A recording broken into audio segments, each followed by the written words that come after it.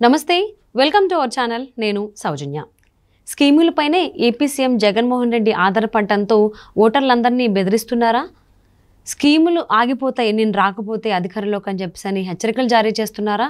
మరి రాబోయేటువంటి స్పీచ్లలో ఇవే హైలైట్ కాబోతున్నాయా ఏంటి?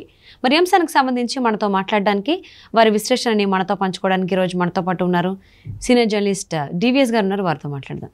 నమస్తే అండి. నమస్తే అమ్మా.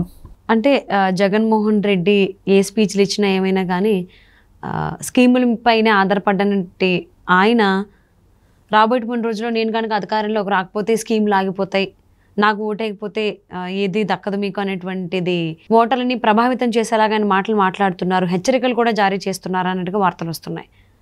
ఏమంటారు దీనికి సంబంధించి? ఇవే హైలైట్ కాబోతున్నాయి మరి రాబోయేటువంటి రోజుల్లో? నేను ఓడిపోతే అని పదే పదే అంటున్నాడు. నీకు గుర్తుంది కదా, రాజ్దీప్ సర్దేశాయ్ ఇంటర్వ్యూ. రాజ్దీప్ సర్దేశాయ్తో ఇంటర్వ్యూలో ఇదే ఏముంది, నేను ఓడిపోతే నో రిగ్రెట్స్. గుర్తుందా? ఆ రోజు రాజ్దీప్ సర్దేశాయ్ అన్నదానికి ఏమన్నాడు? నో రిగ్రెట్స్ అన్నాడు. ఆ రోజు రాజ్దీప్ సర్దేశాయ్తో నో రిగ్రెట్స్ అన్నాడు కదా, ఇవాళ ఏంటంటే మళ్ళీ ఎట్లా బెదిరిస్తున్నాడు అంటే ఎందుకని పదే పదే జగన్మోహన్ రెడ్డి నోటి వెంట ఓడిపోతే ఓడిపోతే ఓడిపోతే అనే పదాలు ఎందుకు వస్తున్నాయి అంటే ఇక ఆయన ఫిక్స్ అయిపోయినట్టున్నాడు. ఏది, జనం ఎటు ఫిక్స్ అయ్యారు జగన్మోహన్ రెడ్డిని ఓడించడానికి, మీరెవర్రా ఫిక్స్ చేయడానికి, నేనే ఫిక్స్ అవుతాననా? అతను ఫిక్స్ అవ్వబట్టే, తనకి ఓటమి ఖాయమని ఫిక్స్ అవ్వబట్టే ఇప్పుడు ఈ మాటలు. నిన్న ఆ పామర్రు సభలో ఏది, సీఎంగా నేను ఉండకపోతే మీకు విద్యా దీవెన ఉండదు, వసతి దీవెన ఉండదు, వ్యవసాయం ముందుకు సాగదు, రైతులు చతికిల పడిపోతారు. ఇప్పుడు సాగుతుందా వ్యవసాయం? ఇప్పుడు రైతులు ఎగిరే ఉన్న గెంతులు వేస్తున్నారా? నీ 5 ఏళ్ల పరిపాలనలో వ్యవసాయం కుదేలైంది, రైతులు ఎప్పుడో చతికిల పడ్డారు. అదే కదా, రైతు ఆత్మహత్యల్లో ఆంధ్రప్రదేశ్ 3వ స్థానం, కౌలు రైతు ఆత్మహత్యల్లో 2వ స్థానం, ప్రతి రైతు నెత్తిన 2,45,000 అప్పు. ఇంకేమి చతికిల పడాలి, ఇంకేమి ముందుకు సాగాలి? అక్క చెల్లెమ్మలు చిన్నా భిన్నం అయిపోతారంట.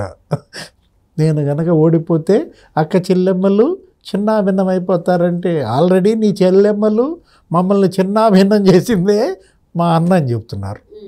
గల్లీలో ఒక చెల్లి చెప్తోంది, షర్మిల, ఏమని, నన్ను నాశనం చేశాడు, నన్ను రోడ్డు మీదకి ఇడ్చాడు, నా ఆస్తి అంతా కాజేశాడు, మా నాన్న నాకు ఇచ్చిన భూములు ఆస్తులు మెడబెట్టి గంటేశాడు కదా సొంత చెల్లిని. పవన్ కళ్యాణ్ నిన్న మీటింగ్లో చెప్పాడు కదా, చెల్లిని గోడకేసి కొట్టిన అన్న అన్నాడా? నీలాగా నేను చెల్లిని నేలకేసి గోడకేసి కొట్టిన అన్నను కాదన్నాడు. ఇంకో చెల్లేమో ఢిల్లీలో మా అన్నను అసలు గెలిపివ్వకండి, పొరపాటు. అసలు చెల్లెళ్ళు అన్నను ఓడించమని పిలిపించిన చెల్లెళ్ళని ఎక్కడన్నా చూసావా? అంటే నేను దిగిపోతే అక్క చెల్లెమ్మలు చిన్నాభిన్నమైపోతారు అంటే, నువ్వు గెలిచి మాత్రం, నువ్వు ఉండి మాత్రం నీ చెల్లెమ్మలు చిన్నాభిన్నం కాలేదా?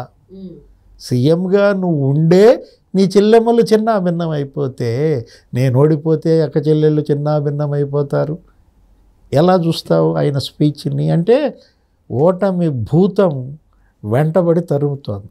కళ్ళు మూస్తే ఓటమి, కళ్ళు తెరిస్తే ఓటమి. ఆ ఓటమి ఫ్రస్ట్రేషన్తో వచ్చిన మాటలే రాజ్దీప్ సర్దేశాయ్తో ఇంటర్వ్యూలో చెప్పింది కానీ, నిన్న పామర్ మీటింగ్లో చెప్పింది కానీ. ఇప్పుడు నీకు తెలుసమ్మా, ఏ ప్రభుత్వమైనా సంక్షేమ పథకాలు పెడితే నెక్స్ట్ ప్రభుత్వం వాటిని కంటిన్యూ చేస్తుంది, రద్దు చేయదు కదా. ఇప్పుడు ఇందిరాగాంధీ కొన్ని పెట్టింది, ఎన్టీ రామారావు కొన్ని పెట్టాడు. అసలు సంక్షేమానికి ఆద్యుడు ఎన్టీ రామారావు అంటారు. ఆయన ఏంటి, ఈ పేదలకి పక్కా గృహాల నిర్మాణ పథకం ఉంది కదా, అప్పట్లో ఇందిరాగాంధీ టైంలో ఒక 300-150 ఇచ్చేవాళ్ళు, గుడిసెలు వేసుకోమనేవాళ్ళు, తాటాకులు ఎదురు బొంగులు ఇచ్చేవాళ్ళు. ఆ స్థానంలో ఈయన ఏం చేశాడు రామారావు, పేదలకు పక్కా గృహాలు పేదోడు కూడా సిమెంట్ స్లాబ్ కింద ఉండాలి, కాంక్రీట్ బిల్డింగ్ ఉండాలి, ధనికుడికైనా కాంక్రీట్ బిల్డింగ్ అని పేదలందరికీ ఆయన పక్కా ఇళ్ల నిర్మాణం చేపట్టాడు. తర్వాత బీజేపీ ఇప్పుడు మోడీ కూడా అన్నాడు కదా, హౌసింగ్ ఫర్ ఆల్, ఏంటి దాని పేరు ఆ స్కీమ్, అందరికీ ఇళ్ళు. ఇప్పుడు రామారావు పెట్టిన పథకాలని తర్వాత వచ్చిన చెన్నారెడ్డి తీసేశాడా, తర్వాత వచ్చిన రాజశేఖర రెడ్డి తీసేశాడా, చంద్రబాబు తీసేశాడా? ఇంకా కొత్త పథకాలు పెడతారు. కొత్త ప్రభుత్వం వచ్చిందంటే, కొత్త ముఖ్యమంత్రి వచ్చాడంటే కొత్త స్కీములు వస్తాయి, ఉన్న స్కీములు కంటిన్యూ అవుతాయి. అంతేగాని సీఎంగా నేను దిగిపోతే మీకు వసతి దీవెన ఉండదు, విద్యా దీవెన ఉండదని ఆయన చెప్పినా జనం నమ్ముతారా? జగన్మోహన్ రెడ్డి ఏది చెప్పినా నమ్మకూడదు అని జనం ఫిక్స్ అయిపోయారు. ఇక అర్థమైపోయింది. ఇప్పుడు జనం పూర్తిగా జగన్మోహన్ రెడ్డిని అర్థం చేసుకున్నారు. ఇక నువ్వు నేనే సరిగ్గా అర్థం చేసుకోవట్లే. ఇప్పుడు ఆయన అందరూ జగన్మోహన్ రెడ్డిలా ఉంటారా? జగన్మోహన్ రెడ్డి 125 స్కీములు రద్దు చేశాడు. గత ముఖ్యమంత్రులు ఎవ్వరూ ఇలా స్కీములు రద్దు చేయలేదు. రాజశేఖర రెడ్డి ఆరోగ్యశ్రీ పెట్టాడమ్మా. ఆరోగ్యశ్రీ స్కీమ్లో ఆయన ఏదో 450 డబ్బులకో ఏమి ఇచ్చేవాడు. తర్వాత చంద్రబాబు అయ్యాడు, పేరు మార్చాడు, దాన్ని 900 వ్యాధులకు విస్తరింపజేశాడు. ఇప్పుడు జగన్మోహన్ రెడ్డి వచ్చాడు, దాన్ని ఇంకో 1400 1200 జబ్బులకో వర్తింపజేస్తానంటాడు. తీసేస్తారా? ఎవరైనా సరే ఒక స్కీమ్ వచ్చిందంటే స్కీమ్ను ఇంకో ప్రభుత్వం రద్దు చేయదు. కానీ జగన్మోహన్ రెడ్డి రద్దు చేశాడు. 125 స్కీములు రద్దు చేశాడు. ఎస్సీలై 27, బీసీలై 30, ముస్లిం మైనారిటీలై 20, ఎస్టీలై 17 స్కీములు రద్దు చేశాడు అన్నమాట. అన్నా క్యాంటీన్లు లేవు, చంద్రన్న బీమా లేదు, పండగ కానుకలు, Ramzan Tohfa, Sankranti gift, food basket, మొత్తం స్కీములన్నీ రద్దు చేసిన జగన్మోహన్ రెడ్డి అందరూ తనలాగే ఉంటారని చివరికి ఓటర్లను కూడా భయపెడుతున్నాడు, బెదిరిస్తున్నాడు. దీన్ని నువ్వు ఎలా చూడాలి? బెదిరింపులుగా చూడాలన్నమాట. ఇప్పుడు ఇన్నాళ్ళు జగన్మోహన్ రెడ్డి ఎవరెవరిని బెదిరించాడు? ప్రతిపక్షాలను బెదిరించాడు. తెలుగుదేశం, జనసేన, బీజేపీ అందరి మీద కేసులు, జైళ్ళు మనం చూసాం. మీడియాని బెదిరించాడు, చూసావు కదా. మీడియా 2430 జీవో ఒకటి తెచ్చాడు. కొన్ని ఛానల్స్ అసలు అసెంబ్లీ కవరేజ్కే రావడానికి వీల్లేదన్నాడు. జర్నలిస్టుల మీదే కేసులు పెట్టారు. మొన్న సభలో, సిద్ధం సభలో కొట్టారు కదా, ఎవరు? ఆంధ్రజ్యోతి ఫోటోగ్రాఫర్ శ్రీకృష్ణని, శివకుమార్ని, ఈనాడు పరమేశ్వరరావుని. అంటే మీడియాకి బెదిరింపులు, ప్రతిపక్షాలకి బెదిరింపులు, ఐఏఎస్లకి బెదిరింపులు. ఐఏఎస్లు గవర్నమెంట్ ఎంప్లాయీస్ అందరికీ బెదిరింపులే, జడ్జీలకు కూడా బెదిరింపులే కదా. ఏది జ్యుడిషియరీ, చివరికి న్యాయమూర్తులే ఈయన బాధితులు. అంటే 4 ఎస్టేట్స్ని బెదిరింపులు, అంతటితో ఆగల. ఈ 4 ఎస్టేట్స్కి మూలం ఏది, పునాదేది? జనం. దీన్నే బెదిరిస్తే పోలా. 4 ఎస్టేట్లు ఏంటి బెదిరించేది?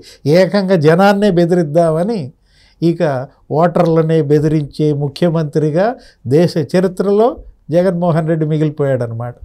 ఏ ముఖ్యమంత్రి అయినా జనాన్ని బెదిరించాడట? నాకు తెలిసి అయితే తెలియదు. జనాన్ని బెదిరించే ముఖ్యమంత్రి జగన్మోహన్ రెడ్డి. ఓకే, సో ఆయన భయాన్ని లోపల పెడుతున్నారో లేకపోతే ఓటర్లని భయభ్రాంతులకు గురి చేయడానికి ట్రై చేస్తున్నారో అర్థం కావట్లేదు.